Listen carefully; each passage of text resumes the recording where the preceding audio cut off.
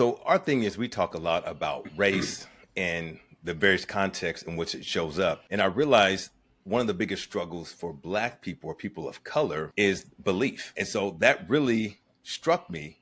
And I said, I wonder, is God a racist? Because the way in which he is portrayed in the faith that I grew up in Christianity, the way I see it sometimes in Judaism, the way I see religion from Islam, it is very oppressive, first and primarily towards women. But then I know it's being used as a tool to oppress people of color. So I'm like, how do we deconstruct or decolonize God? And that was the question I began with. Is God a racist? Because we try to give God human characteristics, which I think is an insult to God. First of all, I love the wrestling that you named in terms of thinking theologically about God with respect to the context of race and racism. And I think any person who is, especially Black people in America, but any person of color in America that's grown up Christian or grown up religious at all, at some point in their life has to wrestle with the reality of this question, because religion has been used as a tool to justify so much violence and oppression. Yes. At the same time, those of us who also grew up